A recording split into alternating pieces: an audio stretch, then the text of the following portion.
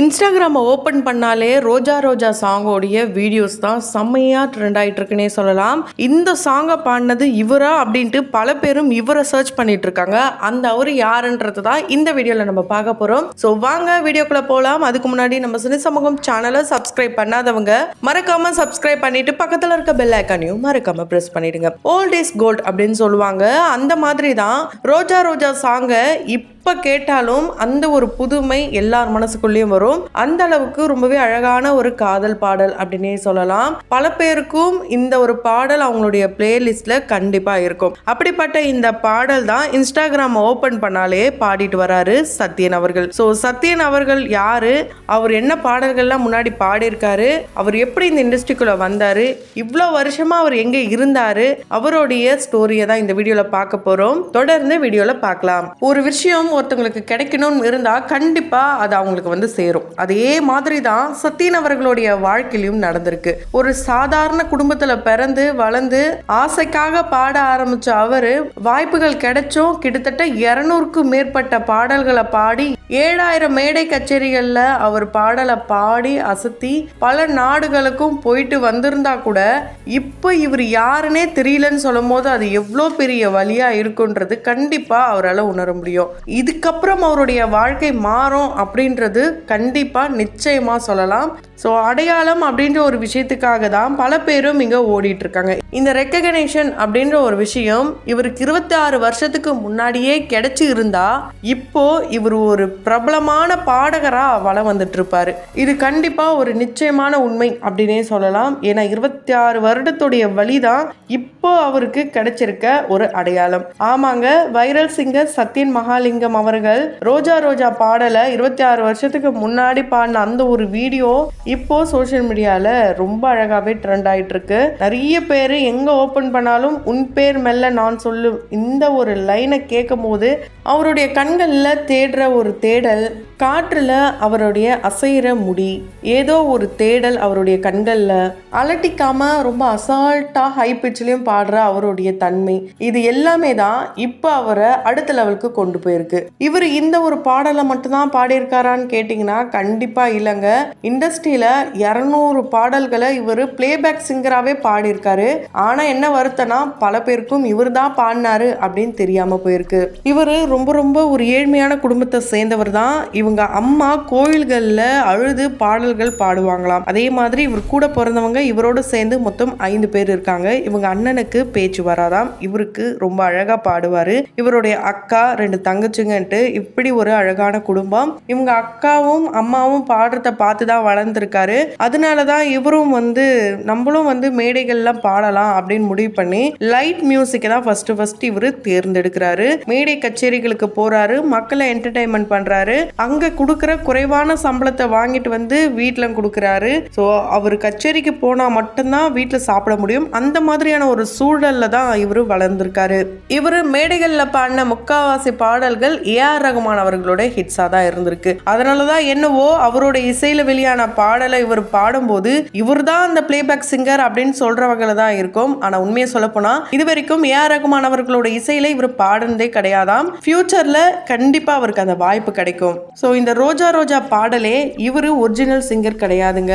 உன்னிகிருஷ்ணன் அவர்கள் தான் original singer. அவரே இவரோட இந்த வீடியோவை பார்த்துட்டு வாழ்த்துக்கள்லாம் சொல்லியிருக்காரு. இவரு ராக் ஸ்டார் அப்படின்ற ஷோலெல்லாம் கலந்துகிட்டாரு. அஜித் அவர்களுடைய தாலாட்டும் காற்று, ஸோ இந்த ஒரு பாடல் அவர் பாடும்போது சங்கர் மகாதேவன் அவர்கள் தான் பாடியிருப்பார் ஒரிஜினல். ஆனா இவர் தான் அந்த ஒரிஜினல் பாடியிருப்பார் போல இருக்கேன்னு சொல்ற வகையில தான் ரொம்பவே அழகா பாடியிருப்பாரு. அந்த ஒரு பாடல் வீடியோ கூட இப்போ வைரல் ஆயிட்டு இருக்கு. இப்படி இவரு மேடைகள்ல ஏஆர் ரகுமான் அவர்களை எடுத்து பாட அவருக்கு தனி ஃபேன் ஃபாலோவர்ஸ் வந்தது மட்டும் கிடையாது, அடுத்தடுத்து இவருக்கு வாய்ப்புகளும் வர ஆரம்பிச்சிருக்கு. அப்படி வந்த வாய்ப்பு தான் கமல் சாரே விட்டு கொடுத்த வாய்ப்பு.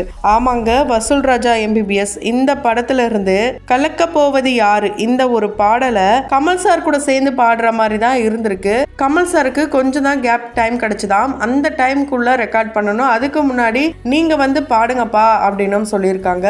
ஸோ அப்படி ஒரு 15 நிமிஷத்துல படத்துல ரெக்கார்ட் பண்ண பாடல் தான் இந்த கலக்க போவது யாரு. இந்த ஒரு பாடலை இவர் பாடினதுக்கு அப்புறம் கமல் சாரே எதுக்கு நான் பாடிக்கிட்டேன், இந்த தம்பியோடைய வாய்ஸே நல்லா இருக்கு அப்படின்னு சொல்லி அந்த ஒரு பாடலை இவருக்காக விட்டு கொடுத்திருக்காரு கமல் சார். ஸோ இந்த வாய்ப்பு உடனே இவருக்கு கிடைச்சுதான் கேட்டீங்கன்னா கண்டிப்பா கிடையாது. இதுக்கு முன்னாடியே யுவன் சங்கர் ராஜா அவர்கள் இவரோட இந்த மேடை கச்சேரிகளை பார்த்து வாய்ப்பு கொடுக்கறதுக்காக மன்மதன் படத்துக்காக கூப்பிட்டிருக்காரு. ஒரு சில காரணங்களால அந்த வாய்ப்பும் கிடைக்காம போயிருக்கு. அதுக்கப்புறமா பரத்வாஜ் அவர்கள் மூலியமா இன்னும் நிறைய மேடை கச்சேரிகள் இவர் பாடல்கள் பாட அவர் மூலியமா தான் இந்த வாய்ப்பும் கிடைக்குது. ஸோ இதுக்கப்புறம் இவருக்கு அடுத்தடுத்து பாடல் வாய்ப்பு கிடைச்சு அந்த வகையில இவர் அறிந்தும் அறியாமலும் இந்த ஒரு படத்துல இருந்து சில் சில் சில் மழையே இந்த ஒரு பாடல் நிறைய பேருக்கு ரொம்ப பிடிக்கும். ஸோ இந்த பாடலை பாடினதும் இவர் தான். அட்டகத்தி படத்துல இருந்து பொடி வச்சு இந்த ஒரு பாடல், குக்குரு குக்குரு இந்த ஒரு பாடல், ஹரிஷ் சார் அவர்களுடைய மியூசிக்ல இருந்து இவரு எக்கச்சக்கமான பாடல்கள் பாடியிருக்காரு. அந்த வகையில மாச்சான் படத்துல இருந்து இவரு தீயே தீயே இந்த ஒரு பாடலை பாடியிருக்காரு. யுவன் சங்கர் ராஜா அவர்களுடைய இசையில ஒரு பாடலுடைய வாய்ப்பு போனா என்ன 10 படங்களுடைய வாய்ப்பு தரேன்னு சொல்லி அடுத்தடுத்து படங்களுடைய வாய்ப்பு இவருக்கு கொட்டி கிடைச்சிருக்கு. அந்த வகையில பாஸ் என்கிற பாஸ்கரன் படத்துல இருந்து இதே பாசு பாசு இந்த ஒரு பாடல், கோவா படத்துல இருந்து பாடல், குப்பத்து ராஜா அப்படின்ற ஒரு பாடல், கழுகு படத்துல இருந்து பல பேருடைய நிறைய அப்போ ரொம்ப ஹிட் ஆனதை தாண்டி இப்போ நிறைய பேருக்கு பொருந்தக்கூடிய பாடல்லாம் ஆம்பளைக்கும் பொம்பளைக்கும் அவசரம் இந்த ஒரு பாடல், துப்பாக்கி படத்துல இருந்து குட்டி புலி கூட்டம், இப்படி பாடல்களை அடுக்கிக்கிட்டே போலாம். அந்த அளவுக்கு ஹிட்டான பாடல்களை இவரு பாடி அசைத்திருக்காரு. இவருடைய பாடல் எந்த அளவுக்கு இப்போ ஃபேமஸ் ஆயிட்டு இருக்கோ, ட்ரெண்ட் ஆயிட்டு இருக்கோ, அதுக்கு ஈக்குவலா அதுக்கு பேரலாவே டியூட் படத்துல இருந்து சாய் அபேயக்கர் அவர்களுடைய இசையில அவருடைய அழகான வாய்ஸ்ல இருந்து மூச்சுல இந்த ஒரு சாங் ரொம்ப ரொம்ப ட்ரெண்டா போயிட்டு இருக்கு. நிறைய பேர் ரீல்ஸ் பண்ணிட்டு இருக்காங்க. கண்டிப்பா இந்த ஒரு பாடலும் நிறைய பேருக்கு ரொம்ப பிடிச்சிருக்கும். இப்போ இவர் தான் இவருடைய ஃபியூச்சராங்க. அந்த அளவுக்கு ஒரு மனசை விட்டு பாராட்டக்கூடிய தன்மை இங்க பல பேருக்கும் இல்லைன்னு தான் சொல்ல முடியும். ஆனா இந்த தன்மை இவருக்கும் இருக்கு. என்னதான் இவர் ஹிட்டான பாடல்கள்லாம் கொடுத்தாலும் பல பேரும் அவருக்கு ஒரு அங்கீகாரம் கிடைக்கலன்ற வருத்தம் இருந்ததுனால அதுல இருந்து சரியா அமௌண்ட் வராத காரணத்தினால இவர் என்ன பண்ணிருக்காருன்னா ஃபாரினுக்கு போயிட்டு அங்க ஹோட்டல்ல வேலையும் பார்த்திருந்திருக்காரு. இருந்தாலும் இவருடைய தொழில் ரீதியாகவும் இவர் பணம் சம்பாதிச்சாலும் இவருக்கு இந்த பேஷன் விட்டு போக முடியல. அதனால திரும்பவும் நம்ம பாடலாம் அப்படின்னு சொல்லிதான் ஒரு கண்டஸ்டன்டாவது நம்ம போவோம் அப்படின்னு சொல்லிதான் 3 ரவுண்டை ஆடிஷன்லாம் அட்டன் பண்ணி அதுக்கப்புறம் அந்த ஷோ விட்டுலாம் தூக்கியிருக்காங்களாம். அந்த மாதிரியான மிகப்பெரிய வழி. ஸோ இதெல்லாம் நம்ம வார்த்தையால ஈஸியா சொல்லிடலாம். அந்த இடத்துல அனுபவிச்சது அவருக்கு மட்டும்தான் தெரியும். இவரு வெளியே தெரிஞ்சிட்டாரு. இதே மாதிரி பல பேரும் இங்க திறமைகளை வச்சுக்கிட்டு வெளியே தெரியாமலும் இருக்காங்க. கண்டிப்பா அவங்களுக்கும் டைம் வரும். அவங்களுடைய திறமைகளை இந்த உலகம் அவங்கள பத்தி பேசுறதுக்கான நேரம் காலம் எல்லாமே வரும். இவரும் பாத்தீங்கன்னா அவங்களுடைய மனைவிக்காக தான் இந்த ரோஜா ரோஜா சாங்க பாடினாங்க அப்படின்லாம் சொல்லப்பட்டாலும் இவர் எங்க பாடல்கள் எந்த பாடல் பாடினாலும் அந்த பாட்டை மட்டும்தான் மைண்ட்ல வச்சு பாடுவாராம். இவருடைய பாடல்கள் இவர் பார்க்குற விதங்கள் எல்லா ஆடியன்ஸையும் கவர் பண்ணணும் அப்படின்றதுக்காக தான் பார்ப்பாராம். மற்றபடி அவங்க ஒய்ஃபை நினைச்சலாம் பாட மாட்டாராம். ஸோ அவங்க ஒய்ஃப் யாருன்னு பார்த்தீங்கன்னா இதே ரோஜா ரோஜா சாங்ல கோரஸ் சிங்கரா இருந்தவங்கள தான் திருமணம் பண்ணிக்கிட்டாரு. இப்போ இவங்க காலேஜில் ஹெச்ஆராவும் இருக்காங்க.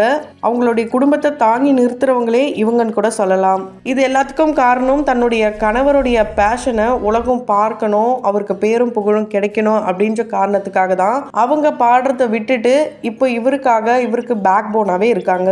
இவருடைய இந்த வெற்றிக்கு காரணம் அவங்க அம்மான்னு கூட சொல்லலாம். ஏன்னா தன்னுடைய மகன் தூக்கத்தை தொலைச்சிட்டு பாட்டுக்காக ஓடுறான், அவனால படிக்க முடியல, எதுக்காக நம்ம அவனை அவ்வளோ கஷ்டப்படுத்தணுன்றதுக்காக பிஏ இவர் ஒரு நாள் படிச்சுட்டு இருக்கும் போது பஸ் ஸ்டாப்லயே தூங்கிட்டாராம். அதை பார்த்துட்டு அவருக்கே தெரியாம அவங்க அம்மா காலேஜில் போய் டிசிலாம் வாங்கிட்டு உன்னுடைய பேஷனை நோக்கி நீ இப்போ கரஸ்ல படிச்சு முடியும் அப்படின்னு சொல்லி அவங்க அம்மா சப்போர்ட் பண்ணியிருக்காங்க.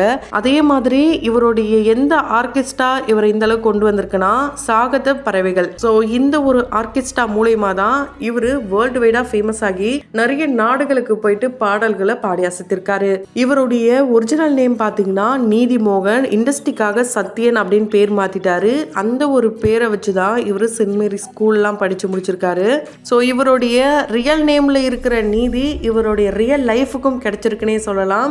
ஸோ 10 வருஷமா இந்த இண்டஸ்ட்ரியில இருந்தாலும் 26 வருடத்துக்கு அப்புறம் கிடைச்ச இந்த ஒரு அடையாளம், ரெக்கக்னேஷன், பேரு, புகழ், இது எல்லாமே கண்டிப்பா அடுத்து ஒரு 10 வருஷத்துக்கு இவருக்கு நிலைச்சு நிற்கும் அப்படின்னே சொல்லலாம். சொல்லலாம். இவருக்கு நிறைய பட வாய்ப்புகள் பாடல்லாம் கிடைக்கணும். இவர் மியூசிக் டைரக்டரா கூட இருந்திருக்காரு. இது மூலமா இவர் ஆசைப்பட்ட மாதிரி ஏஆர் ரகுமான் அவர்களோட இசையில இவருக்கு வாய்ப்பு கிடைச்சு அந்த பாடல்களும் ஹிட் ஆகணும்ட்டு நம்மளோட சினி சமூகத்தின் வாயிலாக வாழ்த்துக்களை தெரிவித்துக் கொள்ளலாம். தொடர்ந்து வீடியோஸ்லாம் பார்க்கணும்னு நினைச்சீங்கன்னா உடனே நம்ம சினி சமூகம் சேனலை சப்ஸ்கிரைப் பண்ணிட்டு பக்கத்தில் இருக்க பெல் ஐக்கானையும் மறக்காம பிரஸ் பண்ணிடுங்க.